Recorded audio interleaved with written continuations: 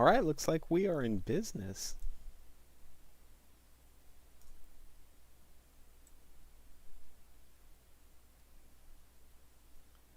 Just getting a few more windows set up and out of the way, and then we'll get going.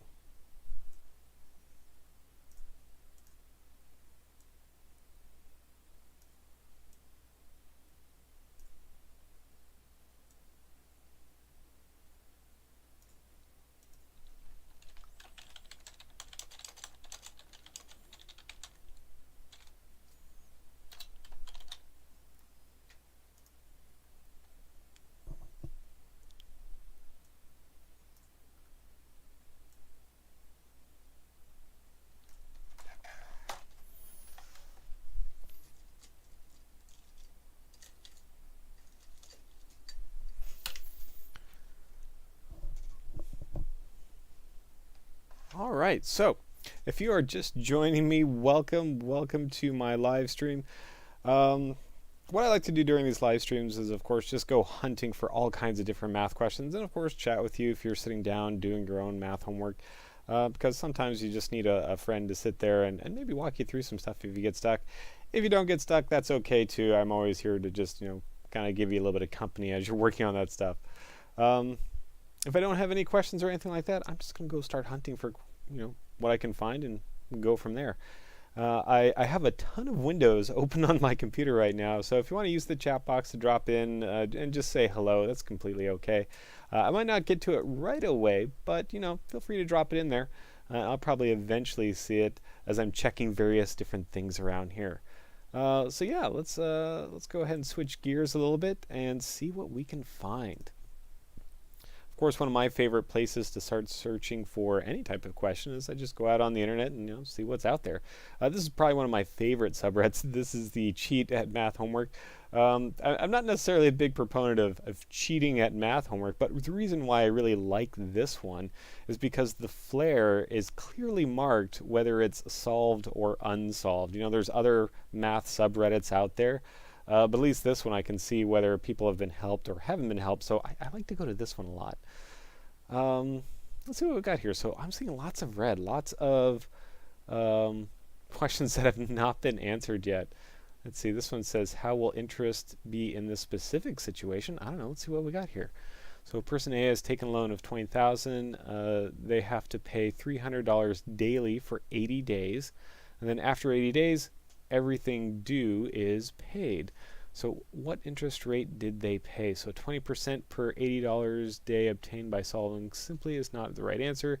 Tried using Python to find the interest and average it. Yeah, I'm not even really sure what they're asking here. I think they're trying to say, what is the interest rate, maybe? I don't know. That question is one of those where I'm not quite sure what they're asking. Sometimes that happens. Let's go see if we can find something else in here. Are the following statements true for all positive integers a and b? If so, prove them. Oh, an interesting proof. Maybe we'll go check out this one.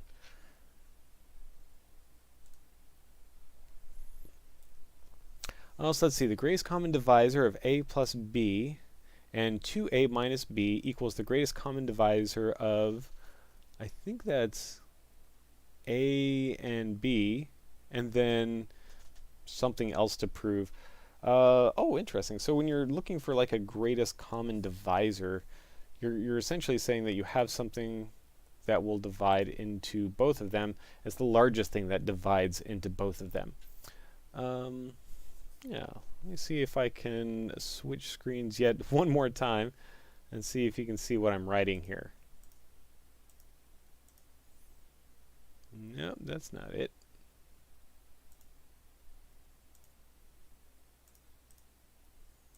There we are.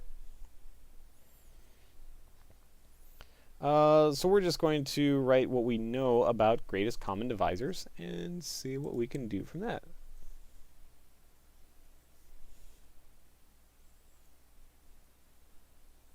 Oh, actually, what I should start with this one is sometimes whether you don't know whether something is true or not, you should probably just try some examples to get a sense of maybe what is working and what is not working. Always a great way to get some intuition on the situation. So actually, maybe that's where I'll start. I'll just grab a couple of numbers and see what happens there. Something that actually has maybe a greatest common divisor that we can work with to a fair amount. Let's do a is equal to 5, and b is equal to, let's say, 10. So this would make a plus b equal to a 15. Then 2a minus b, let's see what would that equal. That'd be 2 times 5 minus 10. Oh, that might not work out very well. It's going to give me a 0, because then the greatest common divisor of both these is just going to be, well, nothing. Nothing divides into both of them. Let's pick some other numbers.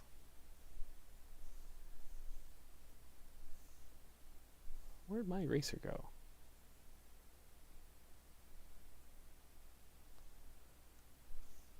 Here we are.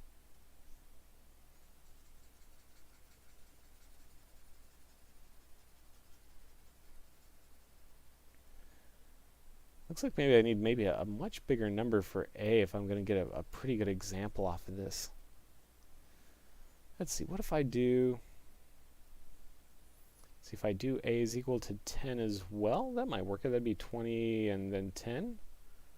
Yeah.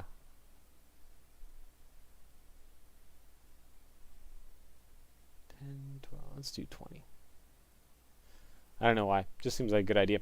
20 plus 10, so that gives the sum of 30. Let's see. 2 times 20 minus b, that'd be 40. Minus 10, so that's also going to equal 30. All right, I guess we can use this. So the greatest common divisor, it says it's really just going to be the greatest common divisor of a and b individually. I think that's what it's saying.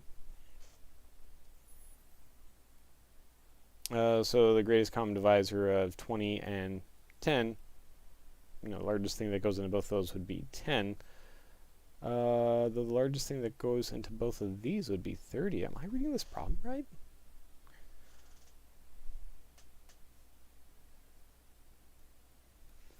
Because this looks like it doesn't necessarily, it's not necessarily true, which actually sometimes happens. This is also a really good example of why you try out some cases to get some intuition.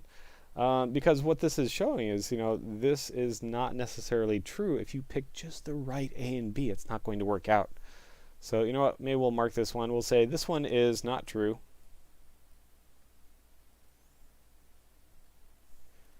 And then you can put some sort of justification in here. You can say, well, let A equals 20 and B equals 10.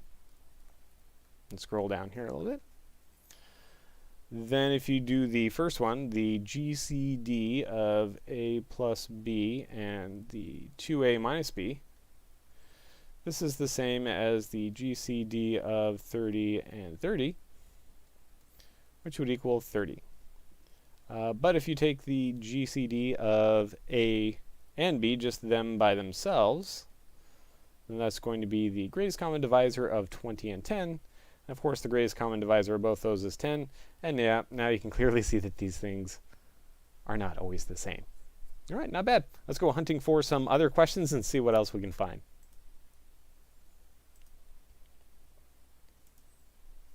Oh, excellent. Looks like we have a few people that have joined us.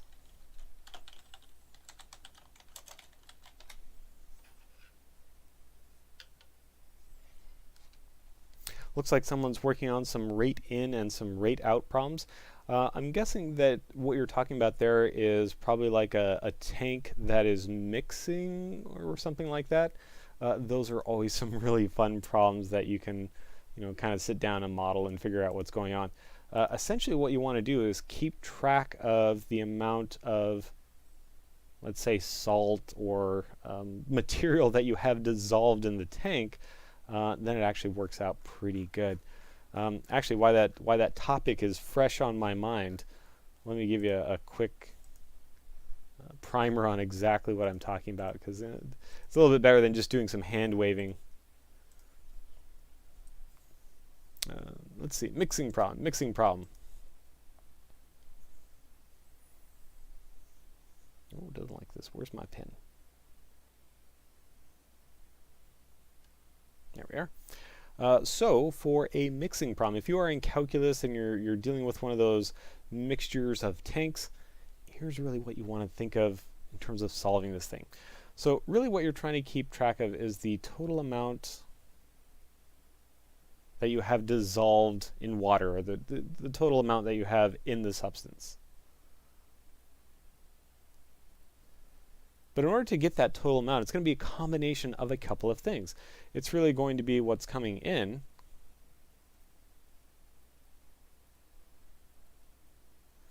minus the amount that is going out. So often in problems like these, they'll say something like you have pure water coming in, or you have, a mixture of it going out, and you're going to put those rates in those parts of the equation. You also will end up with derivatives in, possibly those locations, because the amount is going to change as more stuff starts getting mixed in there. Unfortunately, that's about all I can give you unless I have some specific numbers, so I'll leave it off to the side there while we go hunting for some more questions.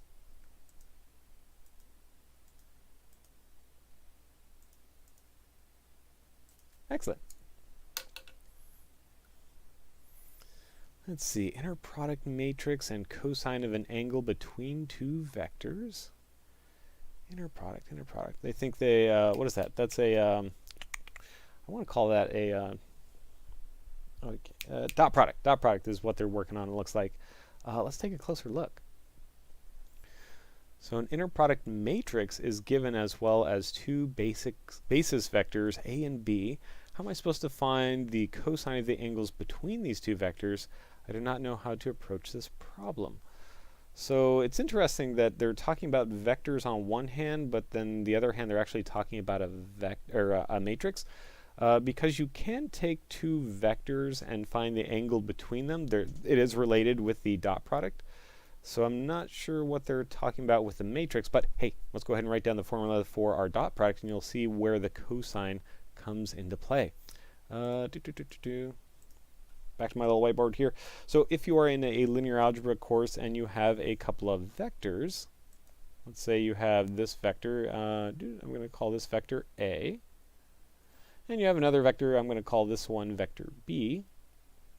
You will have some sort of angle between these two vectors. That's what I'm labeling as theta. So if you take the dot product of these two vectors, this is equal to their individual magnitudes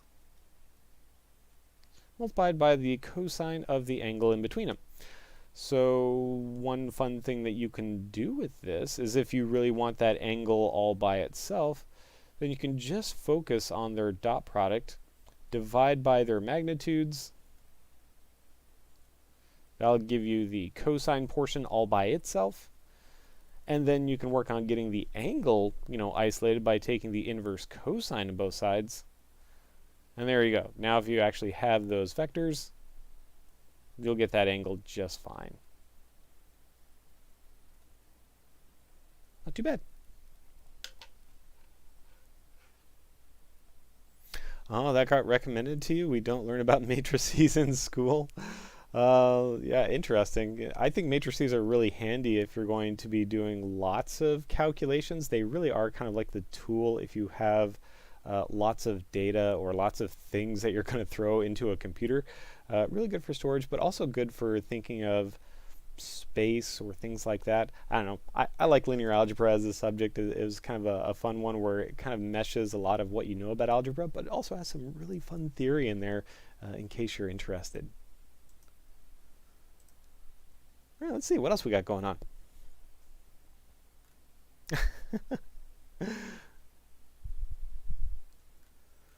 Looks like one of my subs has stumbled across my live stream. Always good to have you. Welcome. Sometimes people sub so long ago, they even forget that they were subbed to my channel. They're like, really? I'm still on this one? You still are. Welcome.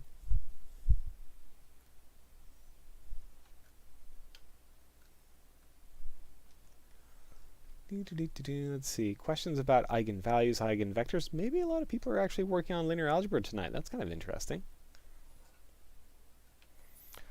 Here's a grade 11 on quadratics.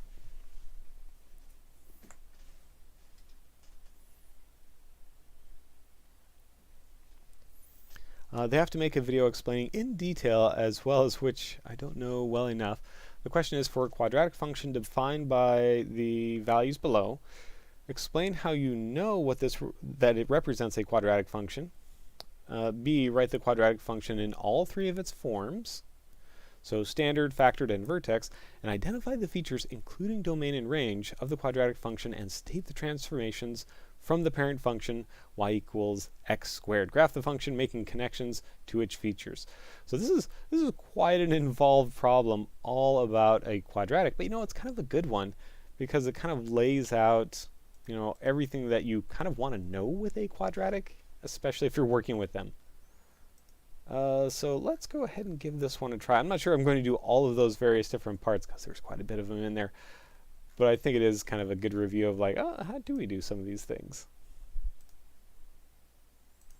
All right, let's get a clean whiteboard. We're going to need it.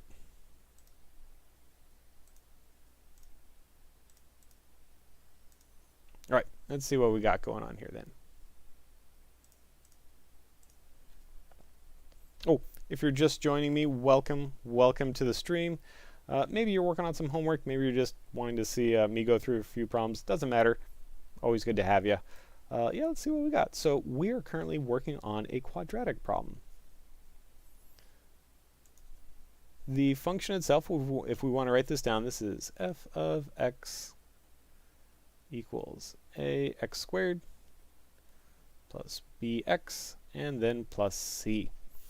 So this particular problem has given values for a, b, and c, and of course we can go down the line and figure out those questions. So the first is a negative 0.5. Then we're followed by a 7.5. Yep, 7.5. And the last value we're given is a negative 28. All right, so let's talk about this. The first one says, explain how you know that this actually represents a quadratic function. Well, I know that this is a quadratic because it comes from the definition of a quadratic. Anything that's really in this form, that has an ax squared plus bx plus c, where the a value is not equal to 0, will always be a quadratic function. So, the fact that I'm looking at this and I can stare right at that first value and say, well, yep, that's not 0, and that's an x squared. That's it. That's all I really need to know that this thing is a quadratic. Moving on. It says, write the quadratic in all three of its forms. Okay, now this gets a little bit of fun in here. So the current form that it is sitting in, this is what we call standard form. And all of these different forms, they have different uses depending on what you want to do with them. This form is really good if you're wanting to drop it into something like the quadratic formula, or if you just want to recognize that you have a quadratic. But these other forms are good for, like, let's say graphing. Like the vertex formula is really good for graphing. Factored form is good for zeros. Just depends on what you want to do with it. But yes, let's go ahead and mark this first one as standard form. Standard-ish. All right, so we need a factored form. Let me put a little dotted line in here. So if I want to do the factored form, I want to first pull out any constants that may be in there. So I'm going to divide everything by this negative 0.5. That's just going to essentially reduce some things. What is that? 7.5 times 2?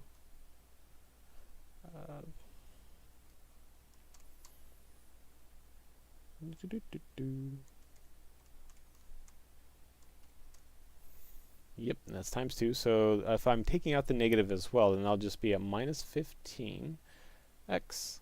If I take out the negative here, then that'd be a 56. All right, excellent. So that's part of the factoring process. This negative 0.5 isn't really going to affect much.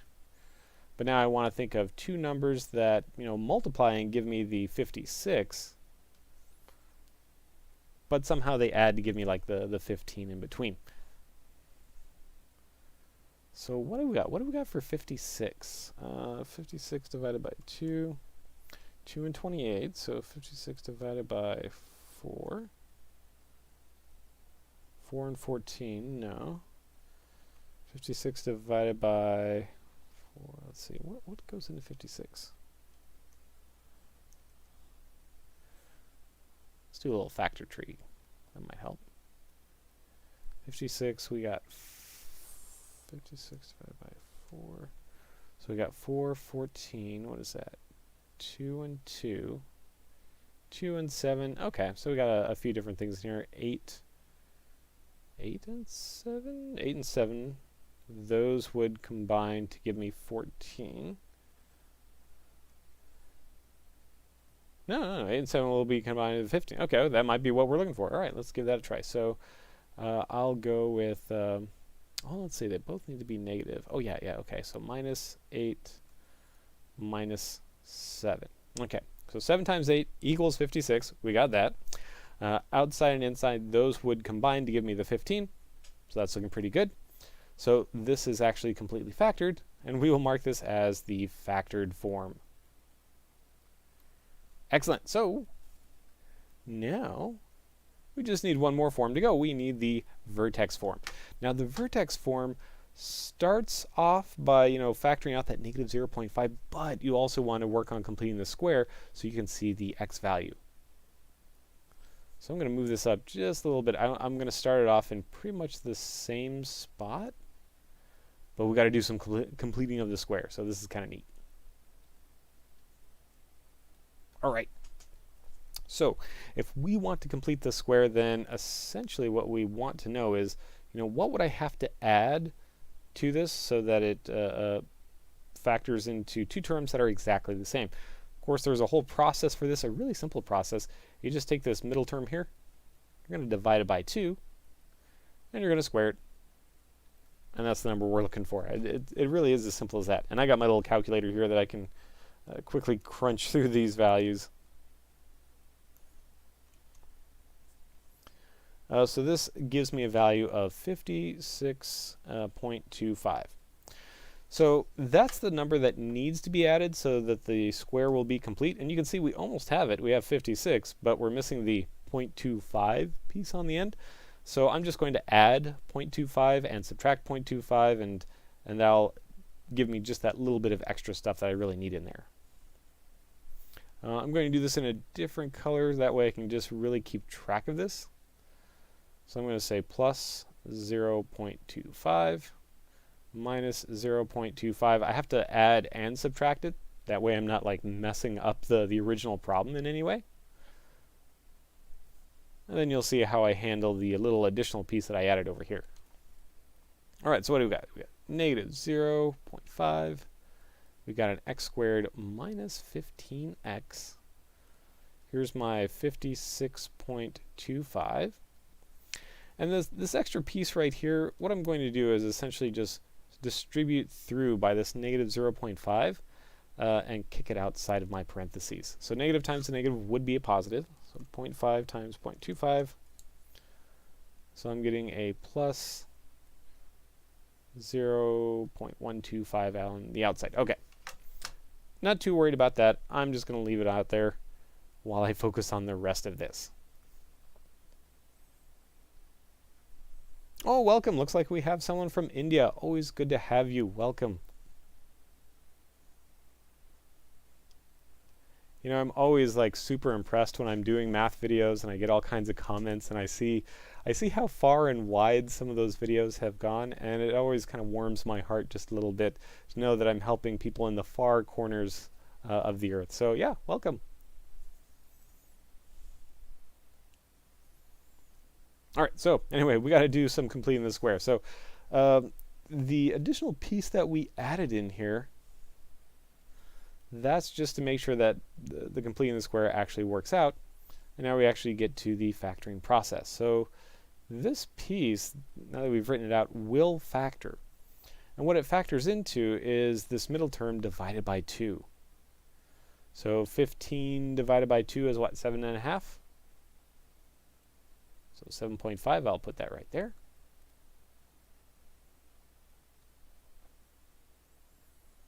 And there you go. Now this thing is done. This is now in the vertex form. Not too bad. And of course, the whole advantage of having this in a vertex form is this is like the perfect form if you want to do any type of graphing. So, whoops, not that one. So if I want to do a nice little sketch of this thing, I know that it is a parabola. It's facing down. And let's see, it's about, I'm going to put it right there-ish. So it's a parabola, it's facing down, and then it happens to have its vertex right there at 7.5 and 0.125. So that's why we like the vertex form, right? All right, let's see what other questions we have roaming around here. This question says, would you say that AP Stats is easier than AP Calc BC? You know, that's a really tough one to kind of put on the same level because they both have very, very different approaches to what they're trying to answer. If you like a lot of calculations or learning some completely brand new topics, calculus can be a lot of fun. And you said calculus BC, so that's like the second half of like the calculus. That can be kind of tricky. There are some sequences and series, and you're doing some integrals and whatnot in there. So that can be a very tricky one. AP Stats, a stats course, you're going to be learning lots of various different formulas, working with lots of data, sometimes doing a lot of calculator work or looking at various different tables. If I had to say which one is easier, I would almost lean towards AP Stats. That seems like it actually may be a little bit easier. The downside is it sometimes doesn't feel like it's easier because sometimes you may just be using a bunch of formulas that they don't give you the best understanding of why you're using some of those things. Oh, good question. This person says, do I have a Patreon? No, I do not. So I have a full-time job. I've never really felt the need for getting a Patreon. So I'm just out here helping, having fun. Don't worry about it. Just sit down, do some math with me. Don't have to donate anything to Patreon or anything like that. Just enjoy.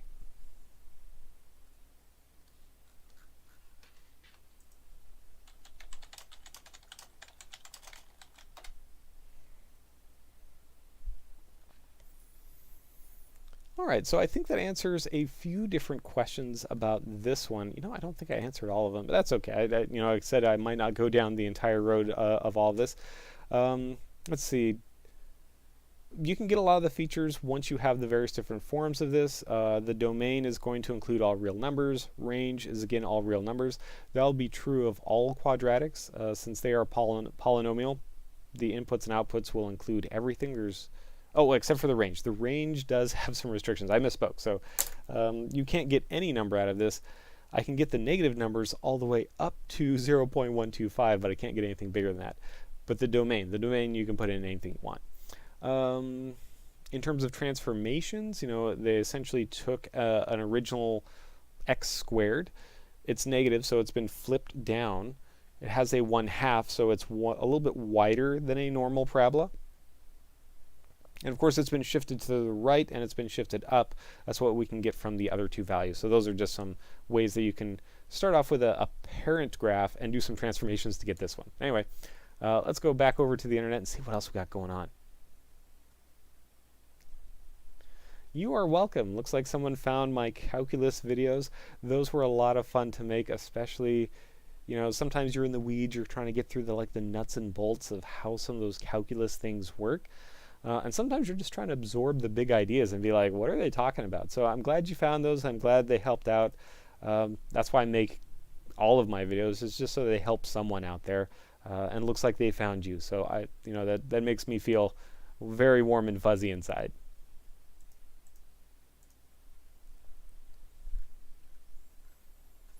All right, let's see what else we got going on. Oh, I should probably refresh this page and see what else we got going on. Oh, someone has left a comment on my Reddit. Actually, I wonder what they said.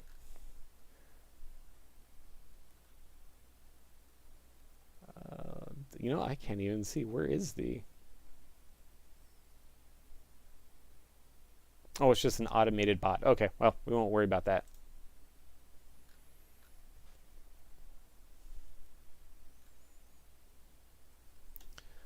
Let's see.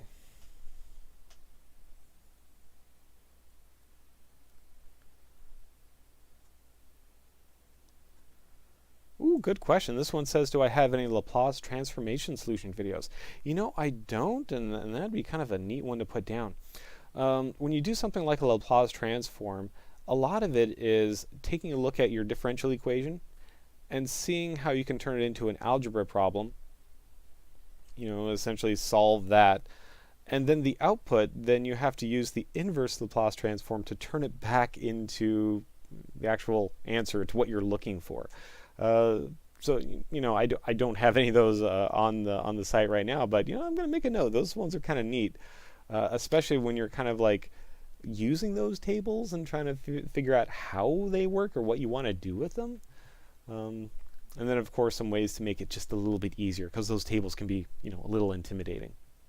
Yeah, the algebra part is a bit confusing, especially because sometimes what it spits out, you run over to the table and you're like, this isn't on the table anywhere. How am I supposed to do this? There's some tricks to essentially take what you have and start breaking it apart so that it does fit into that nice table. But yeah, that's a really good question. Let's see, I got a piece of paper over here somewhere. I'm going to write it down. I'm going to write down Laplace transforms for calculus differential equations.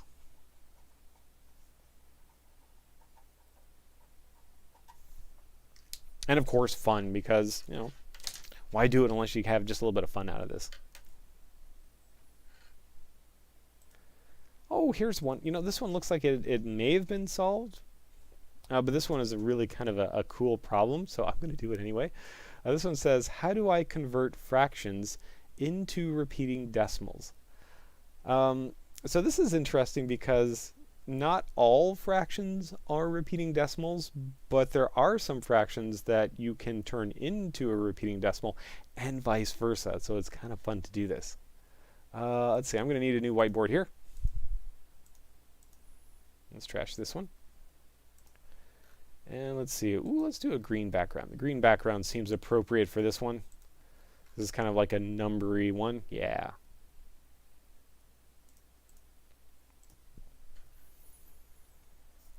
So if you have, let's do a really quick, easy repeating decimal. So here would be like a nice fraction like 1/3. If you wanted to turn it into a repeating decimal, then the process is essentially going through the long division process. You'd say, all right, I have the number 1, and I'm going to be dividing this by the number 3. Now 3 is bigger than the number 1, so you have to put down your decimal place right here, put in your zeros, and then you want to think of how many times 3 goes into 10. So 3 goes into 10 3 times. 3 times 3 is 9. From here you can take care of the subtraction problem. You'll see that you get a 1 left over, and then you essentially just repeat this process.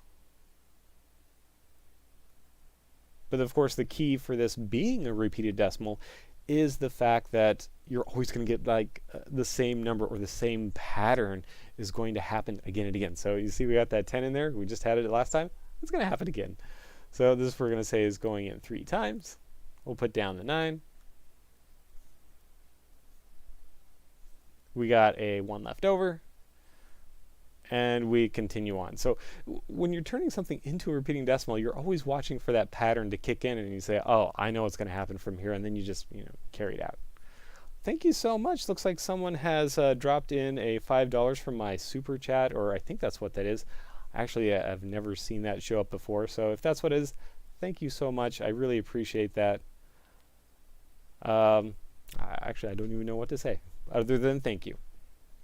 But anyway, that's how you take a fraction and you turn it into a nice repeating decimal. Now, the really fun part is, of course, doing this in the other direction. If you have a repeating decimal, how can you turn it back into a fraction? That's always kind of cool. Let's get some space and now go the other direction.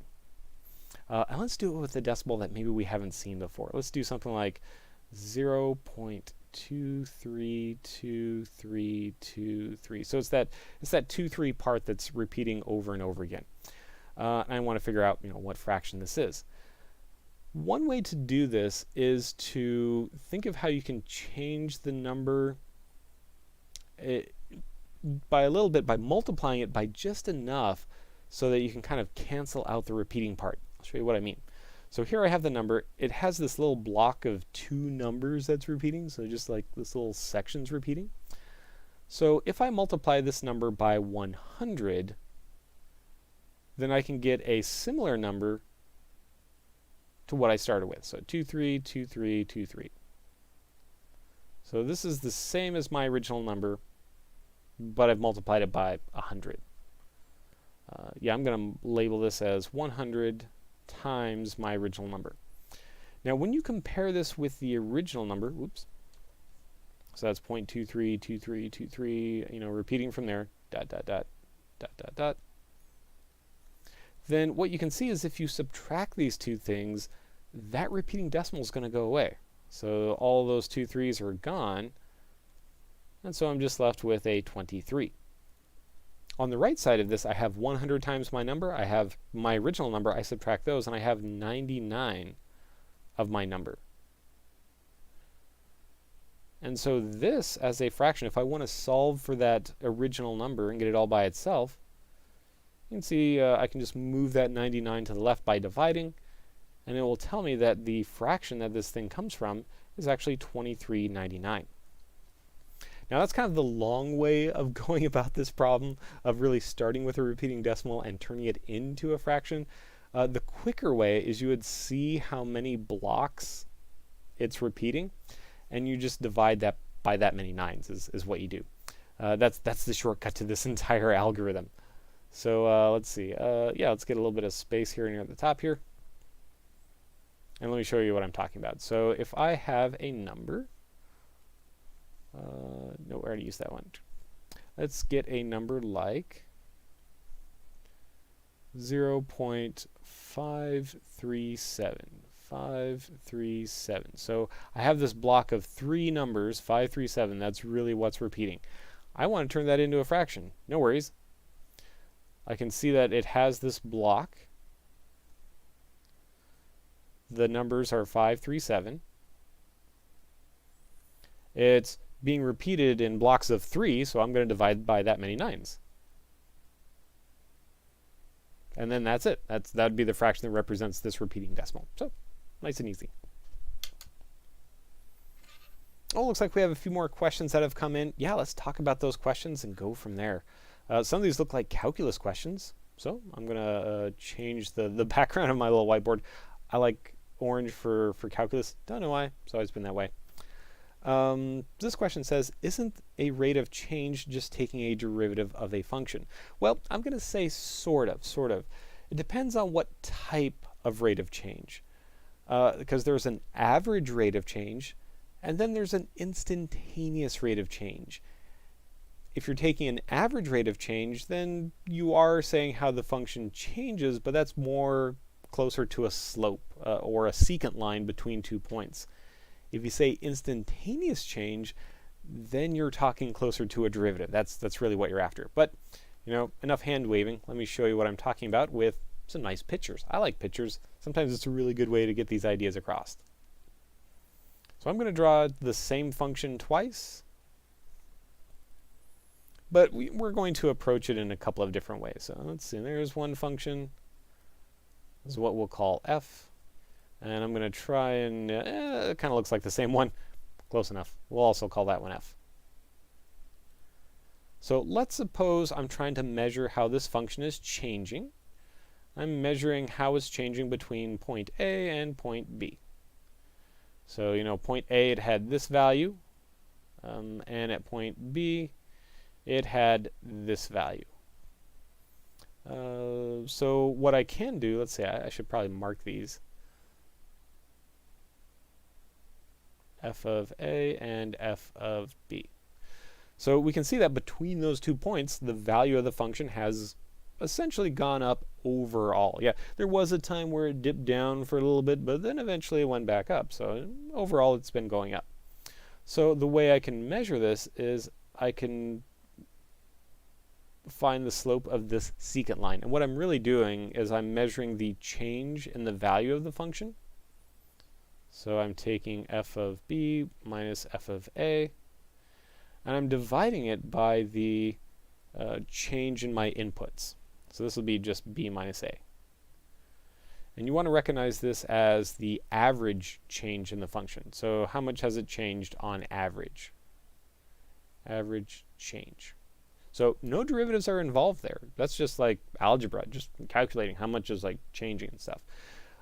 Now, in scenario number 2, I'm going to pick a single point. So I'm just going to call this A.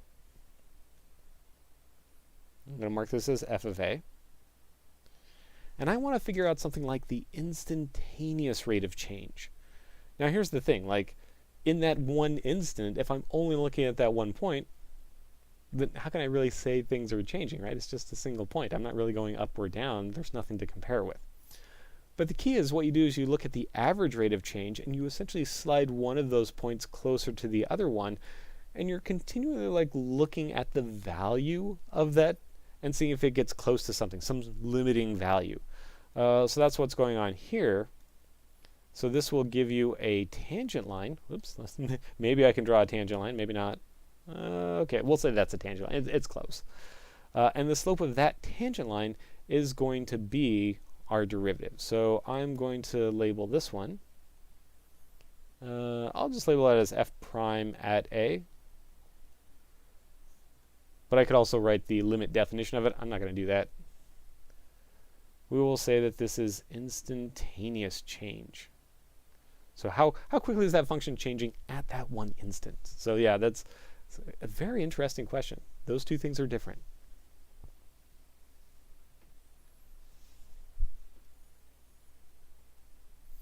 Yeah, way to help out. Yeah, I see some other people in the chat like chiming in and saying what they know about the derivative and how those two things are different. Way to help out. Well, it looks like someone else says, maybe an older subscriber has stumbled across my channel and they're like, wait a minute, when did I subscribe to this? I don't remember subscribing to this. It's probably been quite some time. Yeah, it probably has, you know. Welcome. It's probably been a while since you've been around. Maybe you haven't even needed math in the meantime, but you know, always good to have you. Welcome. If you're not in math, that's okay. You can always just stick around and just say hi. Always appreciate it. Oh, looks like someone's working on discrete math. Discrete math is a very fun subject. That's where a lot of people first learn some basic proofs. There's also some probability that sometimes gets thrown in there. Depending on what school you're going to or who is covering that discrete math course, you will cover some different topics. Yeah, I'd say that I'm actually pretty good with discrete math. I've taught some different versions of discrete math, so it just depends on what you're covering. If you're doing something like logic, that's not a problem. If you're doing something like graph theory, that's not a problem. It just all depends. Someone's watching derivative videos. Well, you're in the right spot. So if you have any questions on derivatives, you know, now's the time to kind of throw them at me. Good question. What's the difference between geometry and analytical geometry? Hey, you're from Bolivia? Welcome, welcome. Someone else in the Americas. You know, this is kind of a fun question because I almost am embarrassed to admit how old I was before I had to ask myself that same question, because, you know, I'd be doing all kinds of, like, I don't know, geometry problems. And then, of course, you'd look up information or you'd try and find out, and maybe you'd even be doing a homework problem. There'd be like a reference to a analytical geometry, or maybe that was in the syllabus that you were supposed to cover. And I'd be like, well, I'm not really understanding what I'm doing different than just normal geometry. Why is this called analytical geometry? The quick and dirty between these two terms is essentially the how you're describing these, okay? So let's suppose we have, let's just do a circle. Circles are really simple.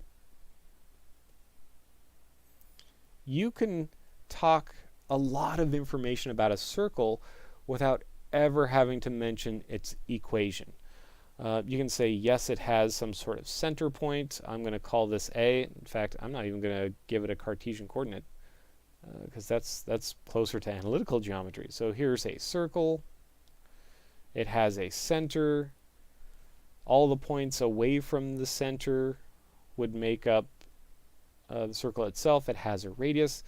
You know, this is good old standard geometry stuff. the geometry of a circle. You can talk about secant lines. You can talk about so many different things. But if you want to do, I don't know, if you want to track where in space this circle is, and you want to create an equation for this circle, if you want to start connecting this thing to our Cartesian coordinate system, then we dive into the realm of analytical geometry.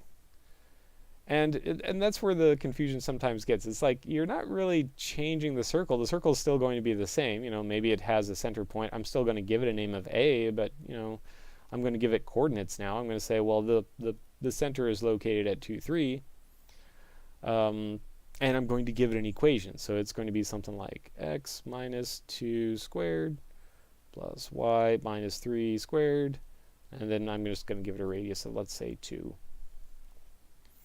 So I will label this scenario as analytical geometry.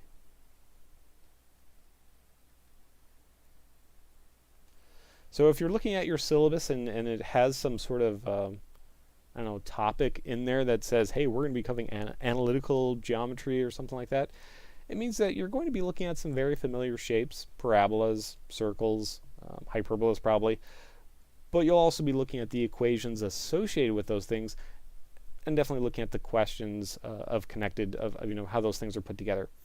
In a standard like plain old normal geometry course, you don't even have to look at their equations and you can still figure out all kinds of great stuff.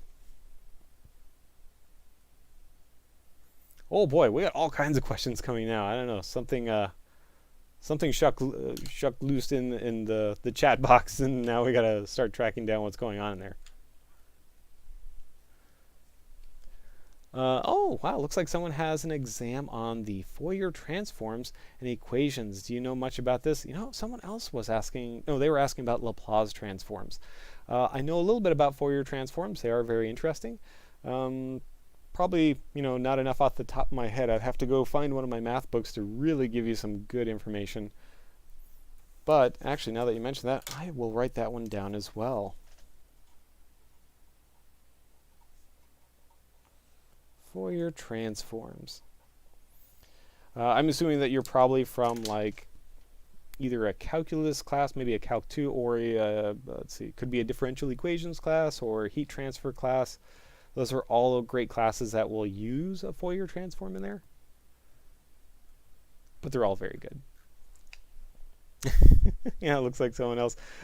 Always surprised when I come across someone who has subbed my videos years and years ago, and somehow they find me again, especially when I start doing something online like this live stream. So yeah, welcome. Always good to have you. Oh, here's a really good question. I'm going to switch my background over to the orange one, because this looks like it's a nice calculus type of question. All right, so this question essentially says this. What's the purpose for 3 integrals together versus 1 integral? So when you're first learning calculus, you will eventually come across just a plain old integral, right? And you learn all kinds of things about this. You learn that it represents an antiderivative if it's an indefinite integral. And then somewhere along the way you can put some bounds on here. And then you could learn that this would represent the area underneath our function from point A to point B. So point A to point B. And things, you know, seem fine. We like that interpretation of it. This would be for a definite integral in terms of area. Things are great. But you can actually do more integrals, and it represents other spaces? No, that's not that's not quite the right word. But other regions or other, yeah, well, I'll say regions. We'll go from there. For example, let's get a double integral. So a double integral, I can use this to represent a volume.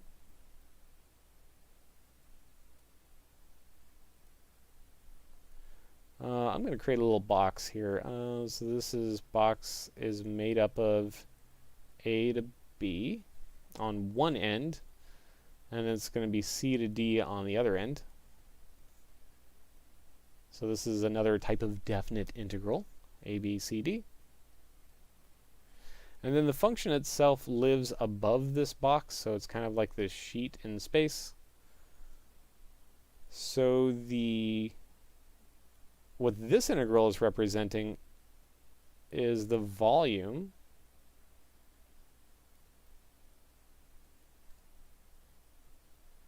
bounded by my function. Now, you can use a double integral to get this volume, or you can also use a triple integral to do these volumes. So I'm going to do, let's see, 1, 2, 3. I'm not going to put the function in there. I'm actually going to put the function in one of the bounds. So I'm going to put that as 1. We'll put this between 0, C, D, A, B. So the short answer to your question, why would you use a triple integral versus a single integral? This could be a question purely based on how much space something takes up, or how much space is bounded between your function and the xy plane. Could be something like that. And that's why you'd use some of these other objects. Oh, good question. Looks like another calculus one. This one's a fairly quick one. Let's go ahead and do it real quick. Let's see. Need a blank one. There we go. This one says, how do I take the derivative of a fraction? So this is 9x to the, I think this says 4/6. 4/6. Keep in mind that 4/6 can be reduced, so that should be like 2/3. Either way, doesn't matter. But if you want to take the derivative of something that has a fractional exponent, it actually works exactly the same as just taking normal derivatives and their exponents. So how does this work? Well, you want to take that power, bring it right down out in front. So this will be 9 multiplied by a 2/3. And then just like last time, what do? We always take that power and we subtract 1 from it. So 2/3. If we subtract 1 right from the power like that, this will give me a negative 1/3 for the new power. So there's that negative 1/3. Looks like we have to do a little bit of multiplying out here. So 9 times 2, well, that's going to reduce. Since 9 is 3 times 3, one of those 3's cancels out. So I have a 3 times 2, that's just going to be a 6. So this is going to represent my derivative. Boy, I did not do a very good naming convention on this. Let's call this y, and I'm just going to call this one y prime. That works. Hello, welcome. Always good to have you. Always fun to see some people. Yeah, if you are just joining me and you're like, what the heck is going on? I've never seen this guy's face. What is he even doing today? I just got a little bored. I decided I'd go hunting for math questions and seeing what everyone's up to. I know that school started just a few weeks ago, so people are probably getting out there, starting to work on their homework a little bit. And, I'm kind of a weird guy. I'm always looking for fun math problems to do, so I decided I'd go find some. So you can put questions into the chat, or if you just want to say hi, it's completely okay. Or if you just want to work on your own math homework and just have someone to hang out with, I'm totally okay with that too. If things look, like they're kind of leveling off and, no one's really doing anything, I'll go find some more. I got like the internet pulled up to Reddit up here. We'll go find some other interesting questions. We'll just keep picking my brain for a bit until we get bored, and then we'll go ahead and schedule another one for some other day.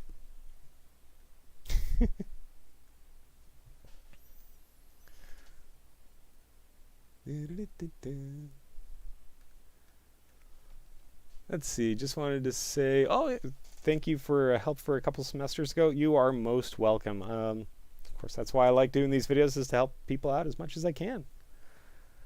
Are you suffering from hair fall? I think, do you mean am I going bald? A little bit, I got a little bit of hair up top still. These headphones kind of hide quite a bit because it's got that little bar across the middle, but yeah, it's definitely getting a little thin up there, but that's okay. Ooh, someone have a geometric sequence to look at? Sure, we'll take a look at geometric sequences. We'll also take a look at vectors, whatever you want.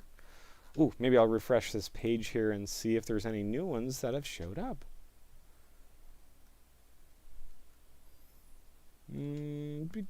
No, it looks like those are the same ones on the internet as before.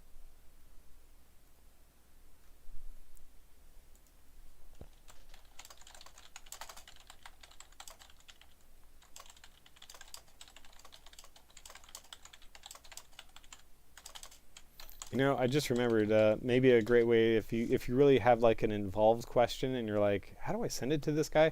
You can always send it to my email, which I don't think I actually posted in the description. I probably should have done that. You can send me an email and I can take a look at the numbers and we can go from there. Or you can just drop it in the chat. Doesn't matter. Someone is waiting for vectors. You know, all right. We will switch over to vectors. What's a good color for vectors? I like orange for, you know, doing stuff for calculus, but I don't think I have the color for vectors. Let's just pick one. I got a gray. Yeah, gray looks pretty good. Let's use gray. All right.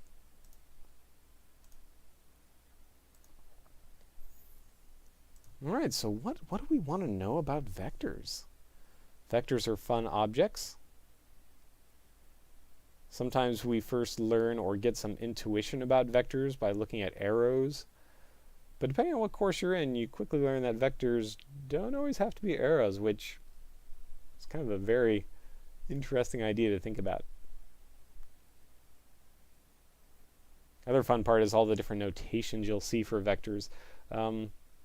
Since I'm writing things on like a whiteboard, you'll often see me put a little arrow over the top for a vector.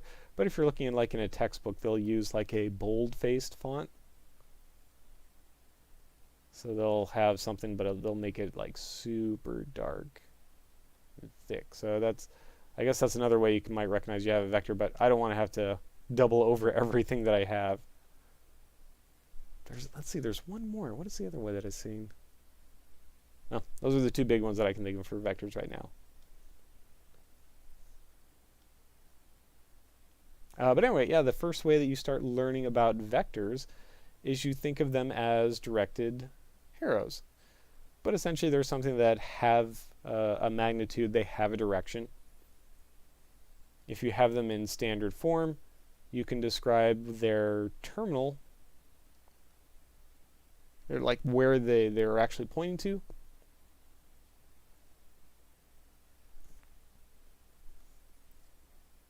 Other things you can learn about vectors is, you know, as long as they have the same direction and magnitude, they are the same vector. So you might have another vector down here, but hey, it's still pointing in the same direction. It's still, you know, has the same magnitude or length. So it's really the same vector.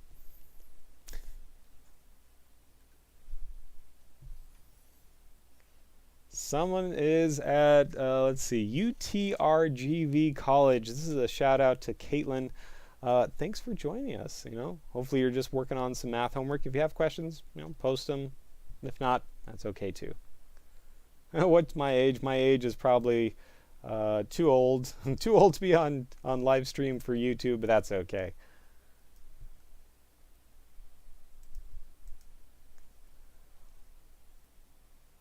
Let's see. Oh, yeah. We were talking about vectors. What else do we want to know about vectors? Let's take a side journey into vectors. So when you first learn about vectors, you first learn about them as directed arrows and whatnot. But you could talk about things called vector spaces, which contain vectors and scalars. But that is a more abstract concept of a vector, which really reveals that vectors don't always have to be arrows. They essentially just always have magnitude and direction. You could have a vector space where your vectors are made up of polynomials.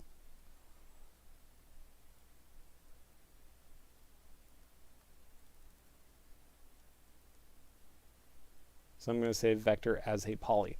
Now this is fun because then you can get a different notion of, you know, the angle between two vectors, or you can get a different notion of their magnitude by incorporating some other things you've learned in math courses.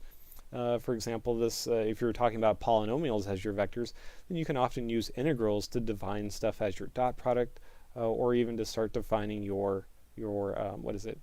You can use them to define your magnitude. So you will start vectors as arrows, but leave open to the possibilities that these things could be. Looks like a few more people are stuck on some homework problems. Definitely happens. If you are stuck on a math problem, I'm going to show you a couple of places that you can go ahead and drop off your questions that might be helpful. The first place, this is a fun place. This is where I like to go searching for math problems sometimes. I'm just in the math subreddit, the cheat at math homework. Again, I'm not necessarily big on cheating on your homework, but I like this one because I can clearly see which ones are solved and unsolved. And when people are out there trying to help you, then it's kind of nice knowing if your problem is done or not. The other thing you can do is you can just send me an email. Let's see, MySecretMathTutor@gmail.com. Speaking of which, maybe I'll go check my Gmail real quick and see if any questions have come in.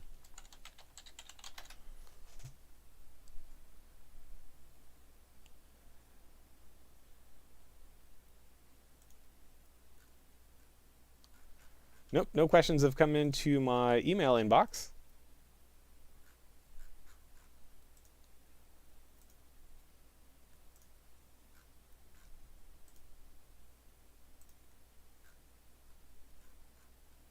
All right, good deal.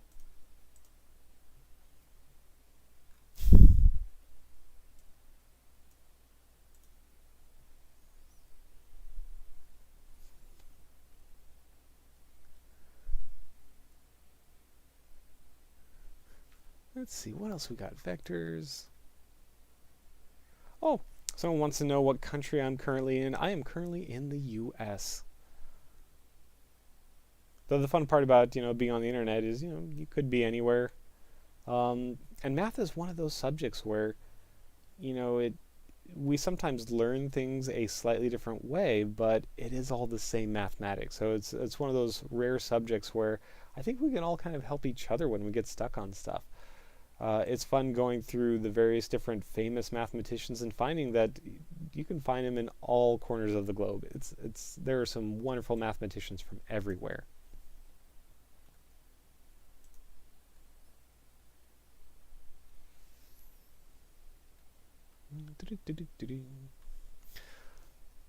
Let's see. This one says, especially vectors as a polygon, and find the COG of the axis of the polygon. COG. I'm not really sure what you mean by the COG. COG. I don't know.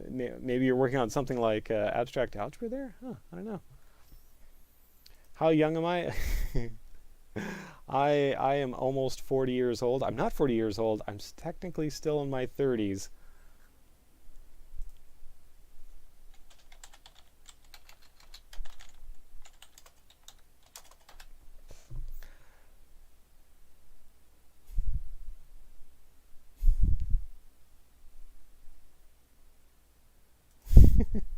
Actually, that's a good question. I wonder how many people have decided to visit us here so far. So far, the current number of viewers, according to YouTube here, says that we have about 27 people. So that's always nice. Always nice to have a bunch of people here. And I know that doesn't sound like a lot, but if you were to think of sitting down in a classroom, that's like a full classroom full of people. So that's amazing. Sure.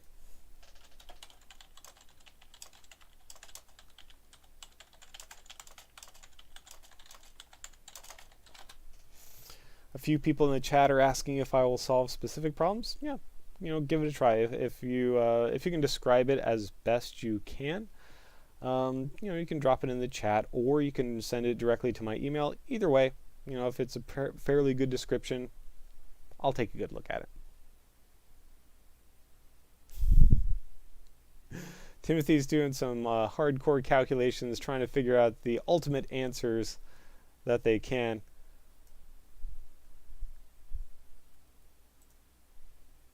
Oh, interesting. Yeah, you can try sending those to my email. Or you can just try and describe them as best you can in the chat box. Either way.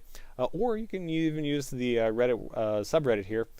The subreddit is kind of nice because even if I don't get to it, even if I don't have time to sit down and answer that question, I'm sure someone will pick it up. And it always kind of creates a community around these things. It's not always just about me giving my 2 cents about it, but sometimes a lot of other very talented people, sometimes much better descriptions than me, quite honestly, can grab on these and figure out how they work and give you a little bit of that help.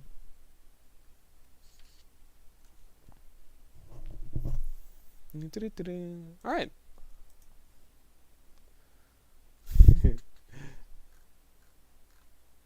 Well, that looks like an interesting one. Okay, let's switch gears. This looks like a calculus one. Okay, we can do some calculus. So I got this layer. No, let's ditch that one. I got this one. No, I wrote on that one too. Apparently I've been busy. All right, so we'll get rid of that one.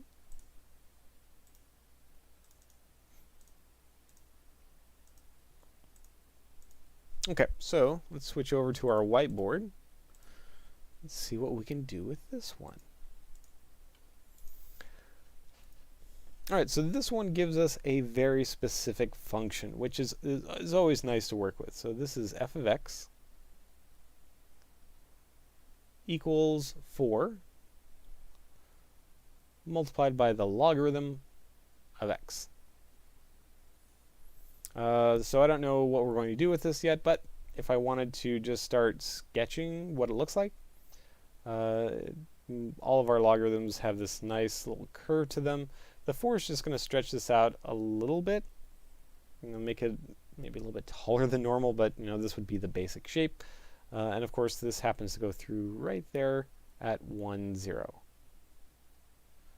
I don't know if that's relevant to the problem, but let's continue on. It's always good to keep in the back of our mind.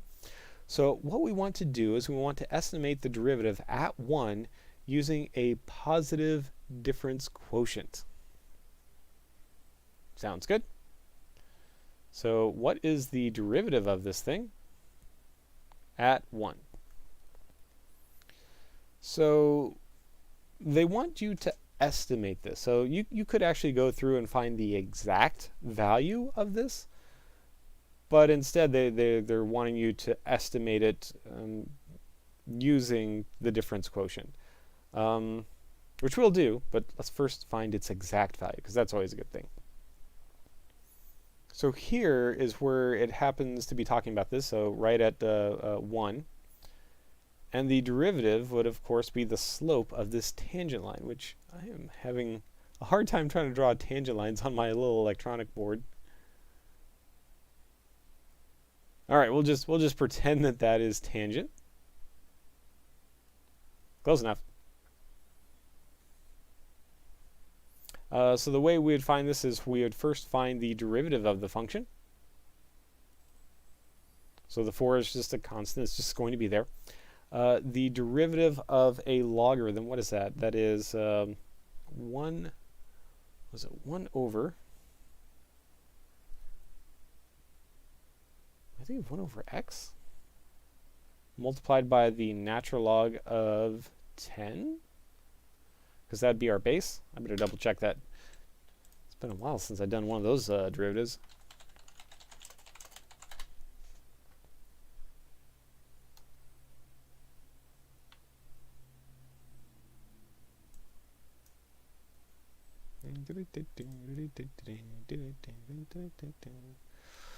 All right, so I got the derivative of, yeah, all right. I'm not bad for guessing, other than I should have put the natural log on the bottom, but hey, not bad. Let's go ahead and make sure that it is there.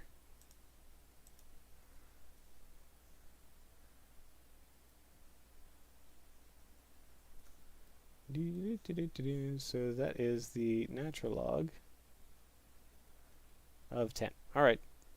So if you want to substitute in the actual value of this, like a 1, so we have 4 divided by 1 multiplied by the natural log of 10. And according to my calculator, what is that? 4 divided by the natural log of 10. So the actual value of the derivative is somewhere around 1.7. All right, now back to your question. The question says estimate the derivative using a positive difference quotient. So if we want to estimate a derivative, then what we can do is essentially pick 2 points we'll make a difference quotient, and as long as we're picking points that are not too far away, that'll be good. Let's see. Oh man, I ran out of space really fast. Let's put it up here. So I'm going to say that the derivative at 1 is approximately, let's do like this. We'll say f of 1 plus 0.01 minus f at 1, all divided by, and we'll put 0.01. So this fraction that I've just written out here near the top, this is the difference quotient.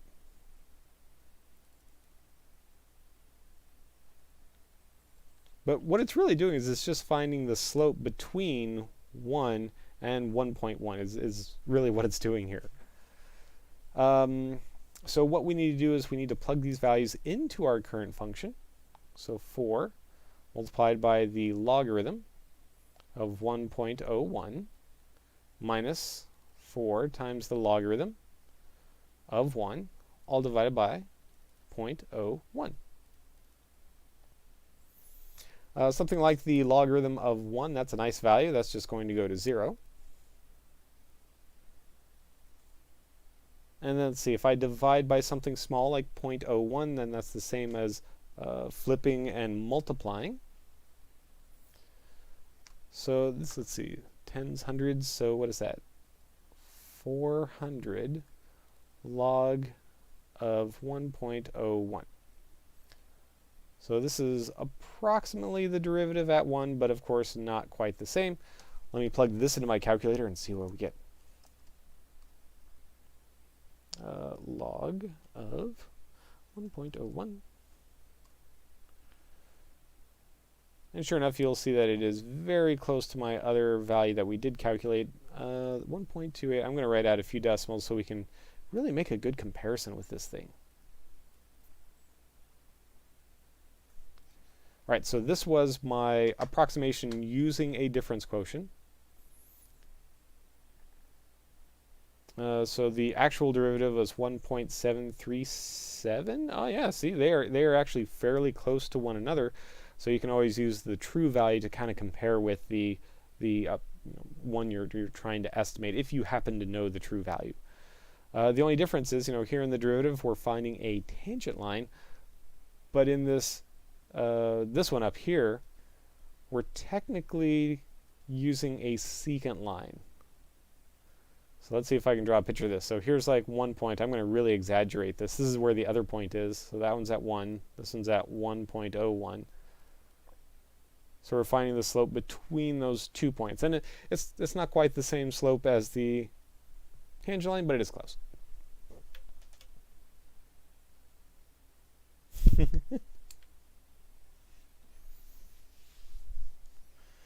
Oh boy, very good question, Zach. This is a question of ever done anything like designing 4-bar linkages or anything like that. That sounds like an engineering problem. The answer is no. No, I am not an engineer, not even close to one. I'm a mathematician, so when it comes to actually taking a lot of this stuff into the real world, I tend to shun away from that stuff and just kind of look at the theory and kind of the abstract ideas.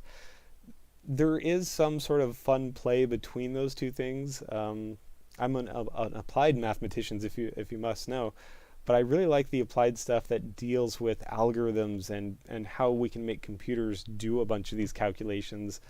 So even though it sounds like maybe I should know how to do a lot more of that real world mechanical stuff, what I really like to do is a lot of the numerical stuff.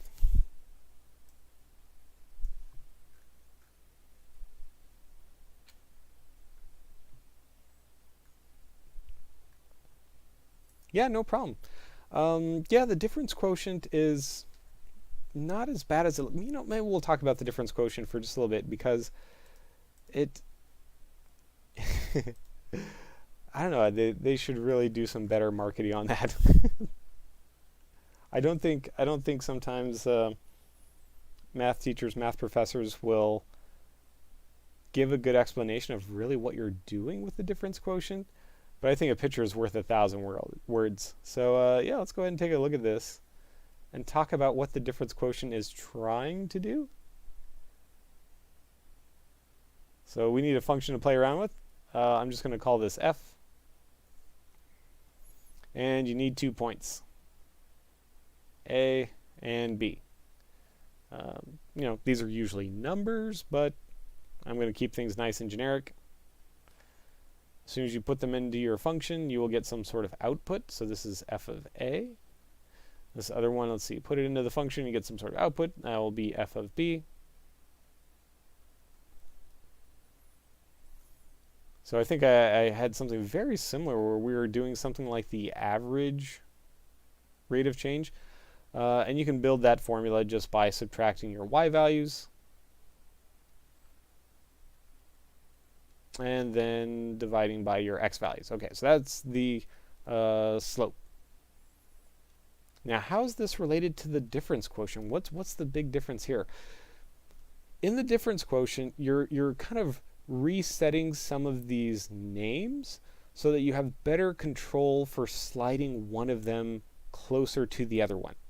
So here's how we're going to change this. We're going to change this into the difference quotient, and you're going to see that they really are kind of the same formula, even though we gave it a new name, which is kind of a kind of a mean thing to do, but it is what it is. So in the difference quotient, rather than being concerned with these 2 points, we are concerned with one of those points, but we're concerned with how far away they are.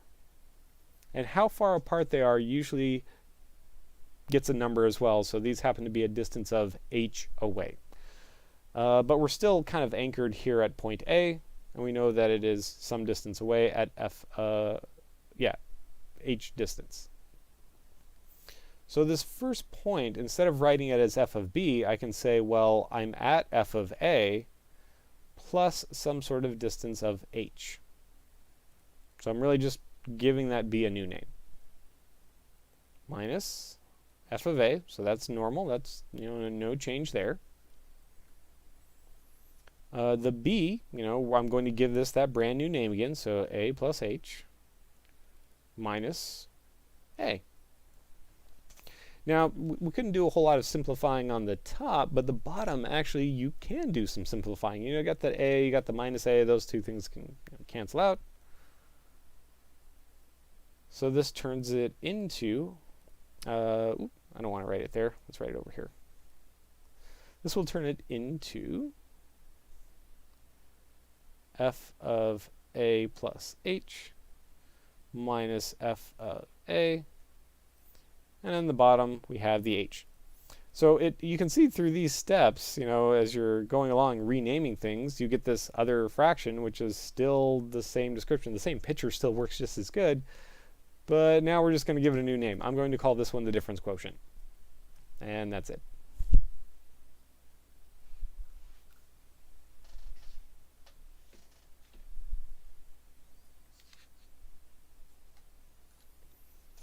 Oh, yeah, trigonometric substitution is a tricky one.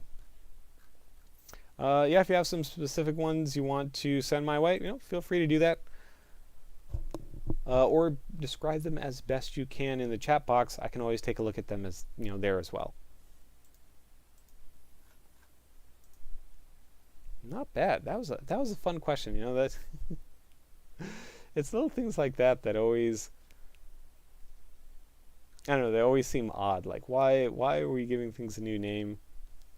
I should write down that on my list of stuff to do. Why do we give the quotient, the difference quotient? Why are we giving that like a super new name?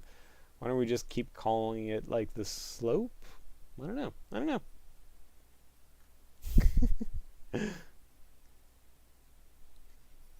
You are welcome. Sounds like you found some of my videos. Yeah, if you have something on trigonometric substitution that you're really curious about, feel free to describe it. I'm just looking at my clock here. It looks like I'll probably only be here another 10 minutes or so. So if you do have questions, get them in as fast as you can. I'm not seeing anything in the chat box, so I'm going to pop over to the internet one more time and see if there's anything over there that maybe we want to shake out. Maybe there's something interesting on the internet. Also real quick, in case you're curious, this stream is brought to you by a company called Wize. If you want some more math help or you want to look at their entire library of videos, I've left a link in the description. You can check them out. A wonderful small little company who curates and puts together a lot of different math material. They're the ones helping with this tonight. So if you want to check them out, definitely check out the link below. Oh, that looks like a fun one. Let's do it. Let's clear off some space. Let's do some calculus, especially an integral. I almost can't say no to those things. All right, we've got some space. We got some space. So it looks like you are doing an integral involving a square root. Oh, there we go.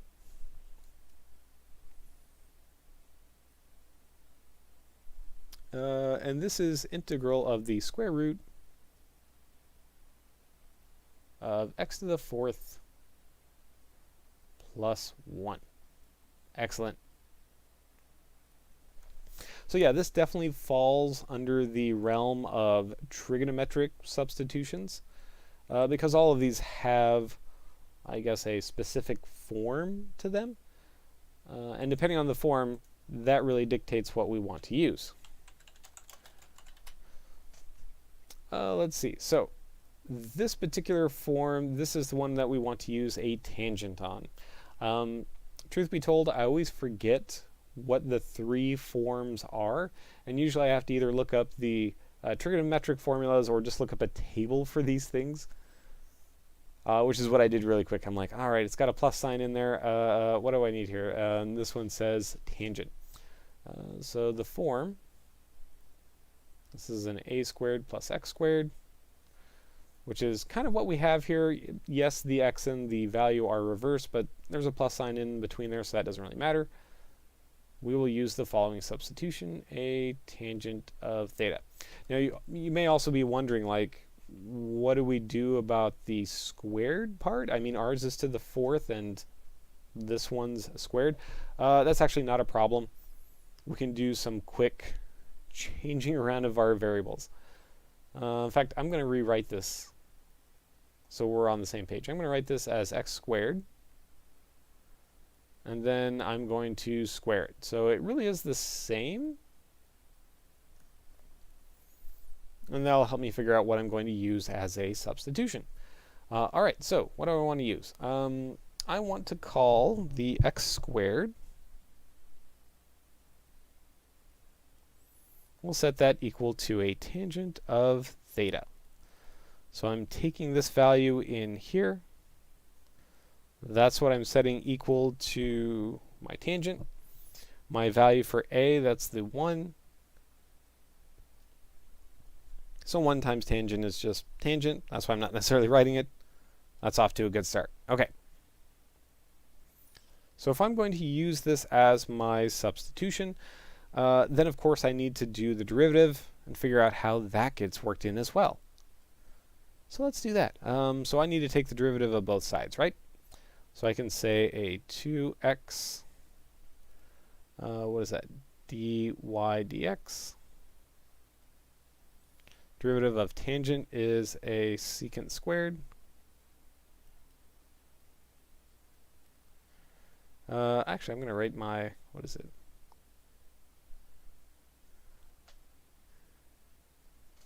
Let's see, what do I want to do with this? Well, I'm eventually going to have to put in the secant squared of theta, but I also have to take care of this 2x eventually. That may be a problem. We'll figure it out. So let's see. If I want to move the... Oh, wait. I'm moving things to the wrong side. Hold on. I want to get that dx all by itself. Or actually, I need... What am I doing? What am I doing?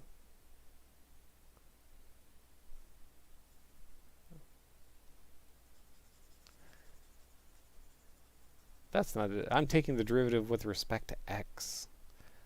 My bad. All right, so taking the derivative with respect to x, so I have a 2x, and then I have my derivative of tangent. There's my secant squared of theta, d theta dx. There we are. Because now I'm going to be doing some rearranging. Now I want to get the dx all by itself. So I'll throw the dx over to this side. I'll divide by my 2x, and there's my d theta. Okay, so that'll be part of what I need for my substitution. Kind of set it off to the side for now, and let's work with the integral itself. Oh, actually, no, I don't want to write down the integral just yet. So since we're going to be doing a substitution,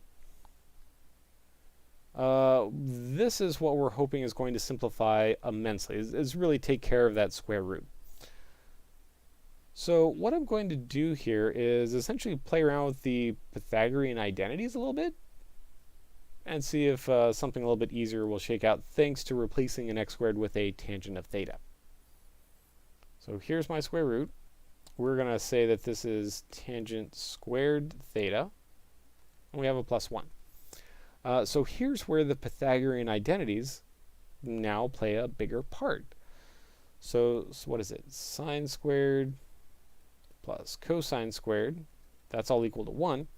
If you divide everything by cosine, you'll get your tangent squared plus 1. Let's see, 1 divided by cosine is equal to secant squared. So this is my formula that essentially we want to use. You can see that the tangent squared plus 1 is going to turn into a secant squared. Secant squared. So let's just replace all of that out.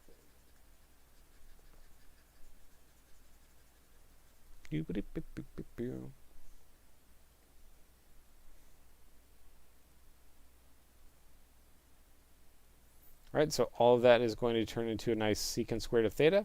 It's all still underneath the square root, but since we're taking the square root of something squared, then what we're left with is essentially the absolute value of the secant of theta. So all of that stuff that we were really having to deal with, the square root, is not really going to be a problem. I'm just going to end up with a secant of theta in there. All right, we're off to a good start. Let's see, what else do we need to do with this thing? Oh, we need to replace things. You know, that's the battle with these trigonometric substitutions, right? So on the inside, we know that all of this is going to turn into a secant of theta. The dx, all of this work right here was so that we could replace it with an appropriate theta. So what does my dx turn into? Well, it turns into a secant squared theta all over a 2x d theta. All right, we're almost home free, but you'll notice we still got an x hiding in there. We don't want that. We want to replace all of our values of x with the appropriate theta version. No worries. If we know what x squared is, then I know that x by itself is just going to be the square root.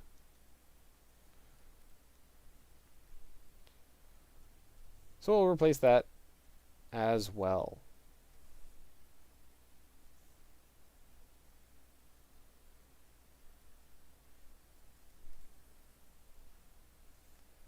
All right, so we got a thorough mess in here at this point.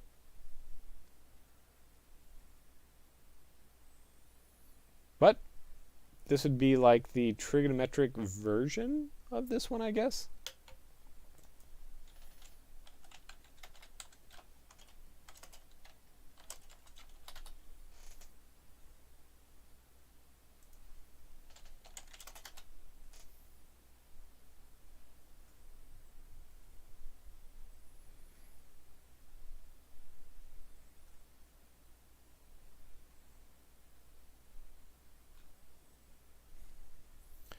Not bad. Not bad at all. Yeah, where do we really want to go with this thing?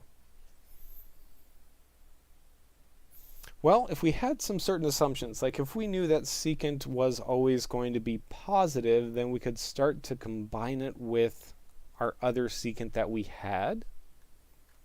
What else could we do with this thing?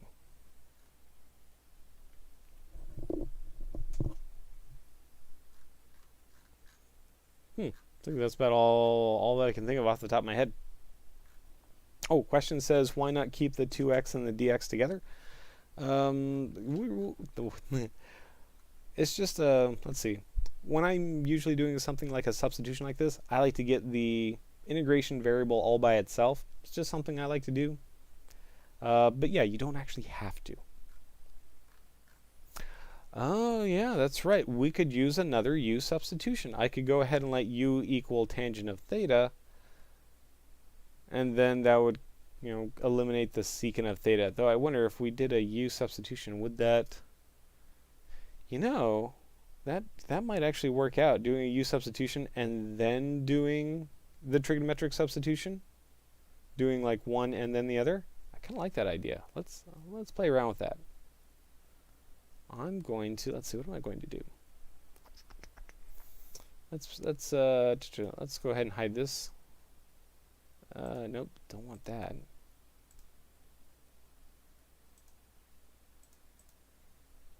Is that blank? No, that's not blank either. You blank? All right, this one looks blank. Okay.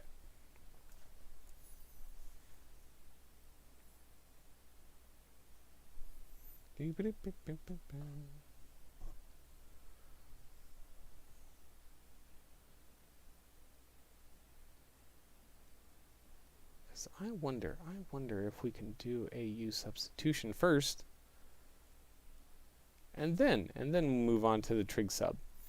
So let's see, what could we use for u sub? You could use something like u is equal to x squared, then du dx is equal to 2x, so that du divided by 2x is equal to dx. This would turn our integral into a u squared.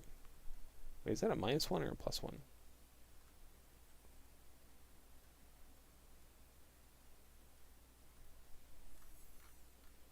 I thought that said plus. Yep, that's plus. Plus 1. So the dx would be our du, all divided by 2x. And then like before, if I want to get that u all by itself, then we can just take the square root of both sides. So there's my x.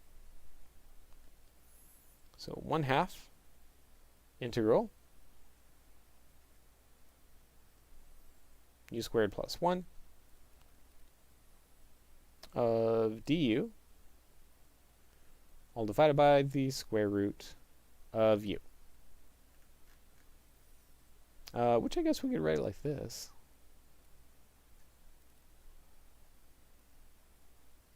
U squared plus 1, all divided by u du.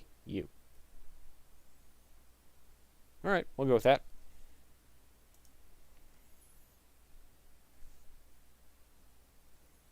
This feels like it's heading in the exact same direction anyway, so it is what it is. So let's see, yeah, u we will set equal to tangent of theta. So du d theta is equal to secant squared of theta.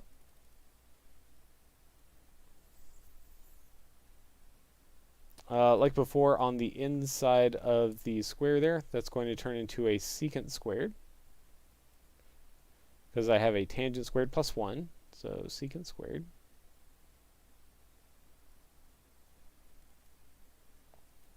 Here's my square root of secant for the bottom. And the du, this will be a secant squared of theta d theta, especially after you move the d theta to the other side. Okay. So let's see, where's this thing going?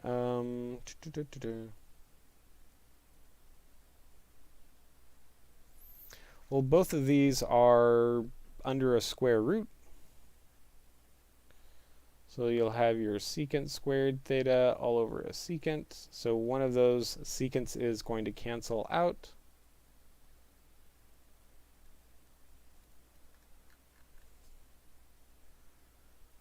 So you'll have, let's see, so if one of those cancels out, you'll have the square root of secant of theta multiplied by the secant squared theta. Since both of those are a secant,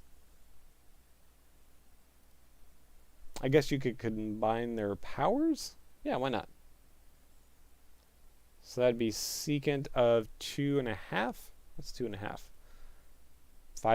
5 halves? That works.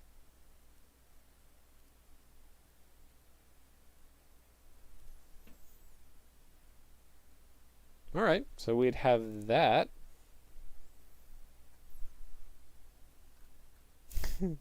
Have a good night. Yeah, I'll be logging you off quickly as well.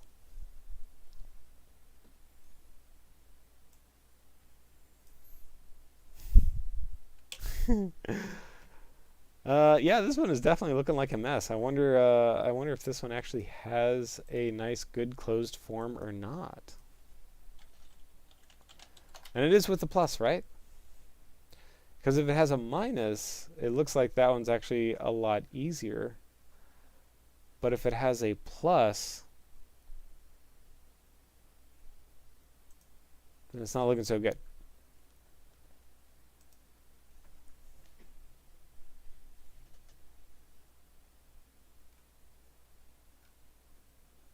Oh yeah, with the plus sign in there, it's not. Ooh boy, that is not pretty.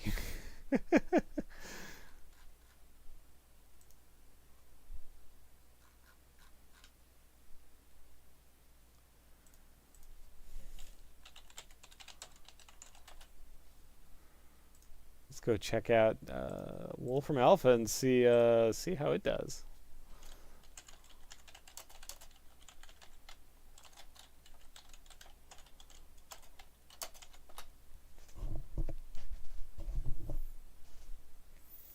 Yeah, see that's what seems fishy. I'm seeing hyperbolic stuff in there. I'm seeing an elliptical integral. So even though Wolfram Alpha is spitting out an answer here, it's actually not spitting out a closed answer. So this f that's in there is still another integral that hasn't been really evaluated. The easiest way to approach this would be to use the Taylor series. But if you haven't heard of those, then yeah, no bueno. So yeah, with this one, plain old trigonometric substitution is not going to be enough to bring it to a nice closed form. You're going to need some more powerful tools to take something like the square root of x to the 4th plus 1. All right. Looks like it's getting kind of late. I definitely need to get to bed. Thank you so much for joining me. This was a lot of fun. I'll definitely do it again in the future. In the meantime, guys, have a lot of fun. Keep up with your math homework, and we'll talk to you later.